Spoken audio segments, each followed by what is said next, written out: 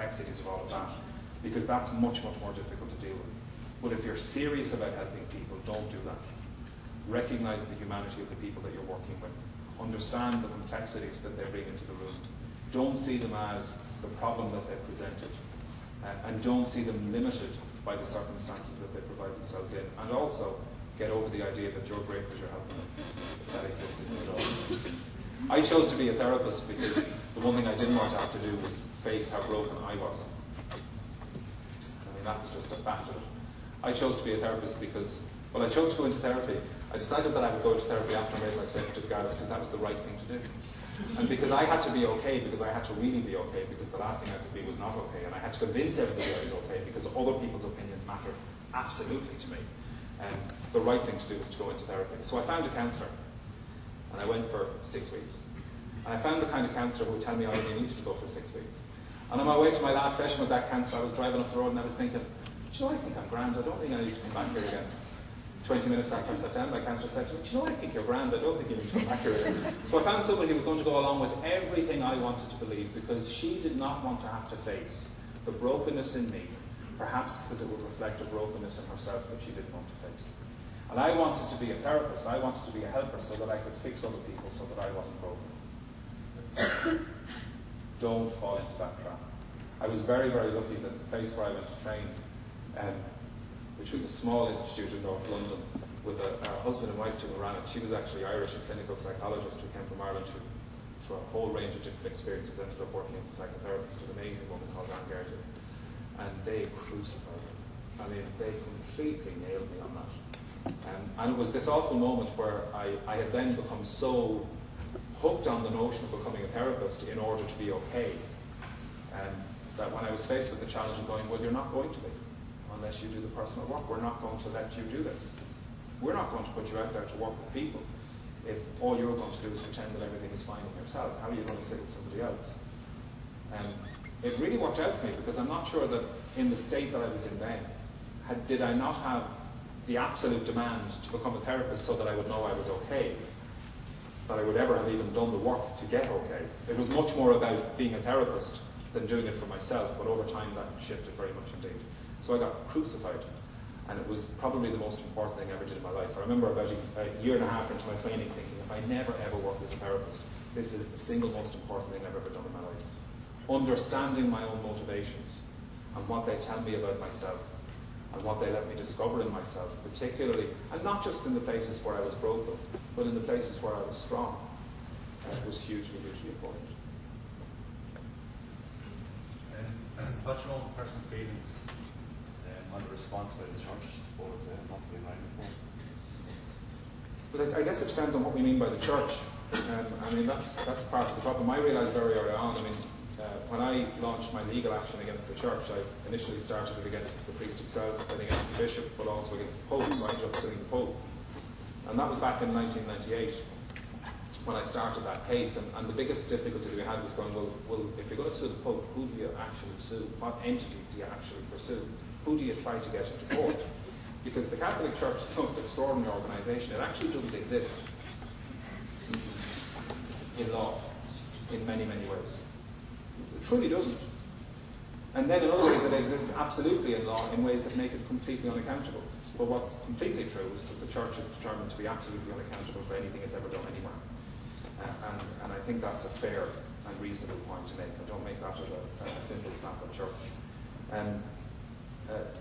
I can remember cases in Dublin, for instance, where the Archdiocese was arguing that because it didn't exist as a legal entity, which it doesn't. It's not a body corporate. It's not an association. It doesn't have legal status as an entity. It couldn't be sued. It doesn't exist. And for a long time, bishops were saying, you can't sue me for the actions of the predecessor because I'm not responsible for what he did. You can't sue the diocese because the diocese doesn't exist. It's not real. It's not real in a legal sense. And when I decided then to try to bring the Vatican into this, we faced the difficulty of the Vatican state being a sovereign state, having sovereign immunity, old laws that date back to the notion that the king can do no wrong, therefore the king can never be sued. So the Pope, as head of a sovereign state, can't be sued in a civil court anywhere in the world. You can claim sovereign immunity. Or if you sue in another way, an agent of the Vatican, as ultimately I did, I sued the papal nuncio inter alia the Pope, so papal nuncio in the name of the Pope. He's a diplomat, he can claim diplomatic immunity, which he did in my case. If you try to then use that legal status of the entity as a state against it, because it's also a party to the United Nations, it's the only world religion that has party status of the United Nations. So it enormously influences at times the development of international law and human rights law. And you see that particularly in the area of children's rights or minority rights, it has extraordinary influence at times. It also hasn't signed up to many of the major international covenants. So the two big covenants of human rights law through which we hold states to account are the International Covenant on Civil and Political Rights and the International Covenant on Economic, Social and Cultural Rights. Those are the bedrocks of international human rights law. Well, my understanding as things stand is that the Vatican has never signed up to either of those major covenants. And yet, it's in the UN influencing the development of human rights law, and the international community has never dealt with that anomaly, has never really challenged that. So, I mean, and the latest offence, I mean, when you look at the Vatican's now response to the Murphy report in particular, it's now moved to the point where the Vatican are saying very clearly that this is a problem of the Irish Church. It's a governance problem in the Irish Church, and they've used the phrase, this is a problem of the national church. Well, there is no such thing. There is no national church. There is no national church leadership in real accountability terms. Cardinal Shaw Brady is the Archbishop of Gorman, the Primate of All Ireland, and a cardinal. He has no authority over any Irish bishop at all. They don't report to him. Every bishop anywhere in the world reports to Rome directly. Every diocese is a kingdom in and of itself that is accountable only to the Vatican. There is no national church. The Conference of Bishops in Ireland is a collegial conference. There's no accountability measures within it. Bishops are not accountable to their brother bishops, are not accountable to any other senior clergy figure here in Ireland. They're accountable only to Rome. So, you know, when the Vatican says that, and when you see those statements, and you're going to see more of it, because the Vatican has now clearly decided that it's going to say, this isn't us, it's the Irish Church. That's a lie. And it's a willful lie. They know that that's not the case.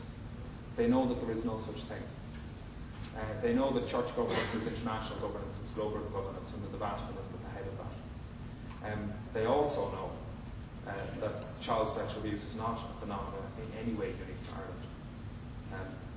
The President mentioned earlier on a documentary that I made with the BBC for Panorama, Sex Crimes in the Vatican, in which I wanted to set out exactly that point. I wanted to show that what we have in place here is a system that's operating across the world, and at the heart of the system is the Vatican, which controls the system. In prosecuting historic crimes against children, particularly child sexual abuse, there's very rarely physical evidence when you're prosecuting a criminal case. Instead, what you're trying to collect, and what you're most hopeful to collect, is same fact evidence. A number of victims giving the same evidence, unconnected to each other, but giving exactly the same evidence that demonstrate a system at work, and at the heart of the system is the perpetrator. And that same fact evidence can then convict.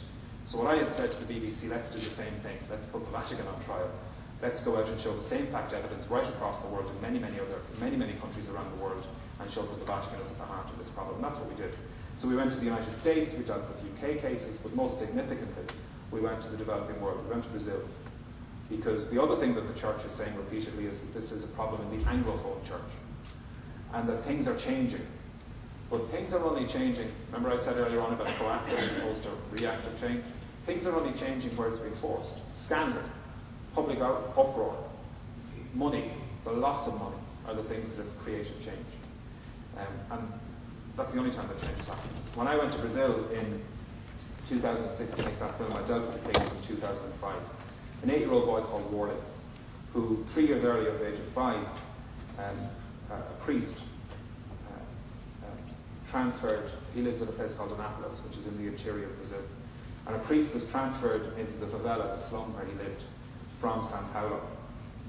We discovered that the priest had been moved 4 times in the previous 12 years, and that when he was transferred into Anápolis from São Paulo, he was facing criminal charges for sexual crimes against children. Within weeks of him moving there, he moved 3 doors up from where Worley lived with his grandmother, Donna Elzett.